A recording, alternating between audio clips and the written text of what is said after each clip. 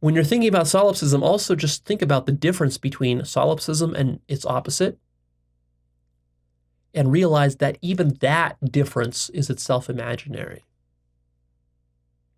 Therefore, any suffering arising out of you realizing solipsism is also imaginary, and it's not the ultimate truth. So this is tricky stuff. I'm pointing out various traps for you here. So the key lesson, another key lesson here is this. If you claim solipsism, but you aren't falling in love with yourself and with reality, then you're going wrong. You've taken a wrong turn somewhere, or you haven't completed your work yet. You're stuck in a sort of a local minimum on this journey. You're stuck in a dip. If you're feeling depressed, nihilistic, suicidal, if you're feeling lonely, cynical, hopeless, if you're hating yourself, hating others, hating God, hating life, hating reality, if you're afraid, if you're anxious, if you're asking questions like, well, why did God create this hellhole that I'm in? You're definitely not awake. Awakening wipes all of that out, at least temporarily. It shouldn't be contributing to those things. If what you think and call awakening is contributing to all those things that I just mentioned, then something is going horribly wrong, and you need to rethink what you're doing, what you're calling awakening. You got to rethink that, because maybe what you're calling awakening isn't anything that I'm talking about. So in the end, the way you know whether you're doing this awakening process correctly is that you should be moving towards more love, more connection,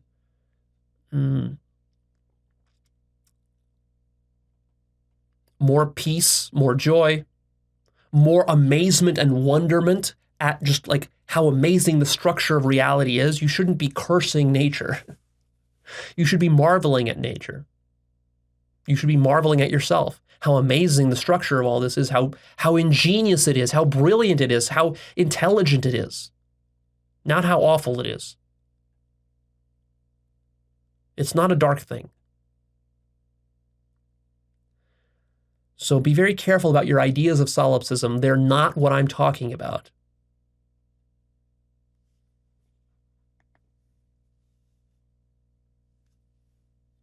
The way you know that your awakening is genuine and full is if you experience profound levels of love, awe, and wonder, and you're feeling whole, healthy, and connected.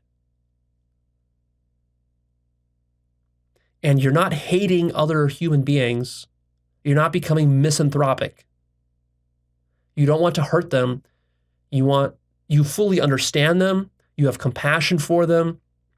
You understand their limitations, and you understand why they act awful. You have understanding for all of that, and you're capable of forgiving that.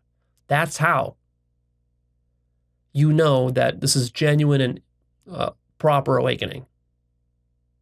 And if you're getting more bitter, then you're going down some wrong path, so be careful. Trust your feelings a bit on this. Your feelings, your heart is guiding you towards love, not towards bitterness. If you're experiencing a lot of bitterness, sit down, go back to the drawing board, say, wait a minute, where did I go wrong? Okay, I'm feeling bitter, I'm feeling negative, I'm feeling depressed, I've been doing a bunch of meditating and I've been doing a lot of psychedelics and all this stuff, and now I'm feeling worse. I'm feeling depressed and nihilistic, and I can't even motivate myself to get out of bed. What's happening to me? Where did I go wrong?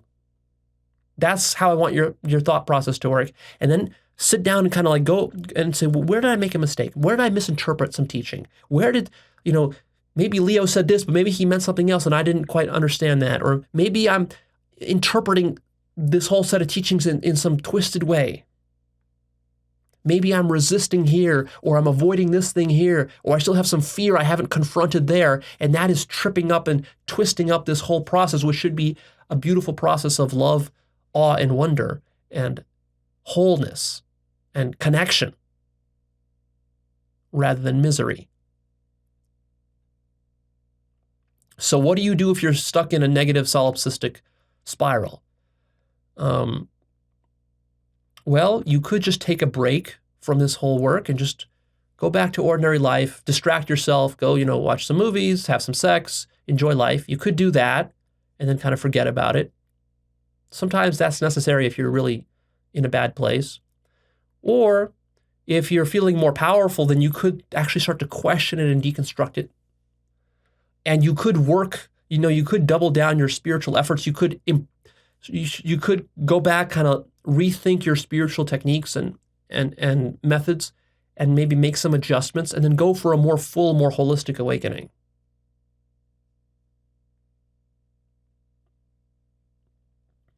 And remember that awakening is not guesswork. It's not speculation. It's not theory. It's not philosophy. Philosophy is not awakening. If you're having doubts about whether you're awake or not, you're not awake. If you've had a little bit of awakening and then you're still having doubts about it, and you're thinking, well, yeah, maybe I had some awakenings, but Leo, how do I know if it's true? How do I know if that love that I experienced was really real? How do I know that my experience of God was the real God, or maybe I was just fooling myself and maybe I was just delusional and hallucinating on some chemicals? If you're having these kinds of doubts, then you didn't really awaken, or your awakening was so short and so shallow that you need a lot more of it. Real awakening has no doubts. There's no doubt, there's no room for doubt in awakening. Awakening is absolute consciousness, absolute truth. You're absolutely conscious. There's nothing to doubt there. If you're doubting it, you're not absolutely conscious. Don't worry, you're not going to miss it. You're not just going to have an awakening that's like, what, was that an awakening or not? I don't know.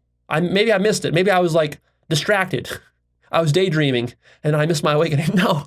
The awakening is so radical, it'll stop everything. The real awakening is so shocking, you're not going to miss it. So don't worry. You just have deeper to go. That's all.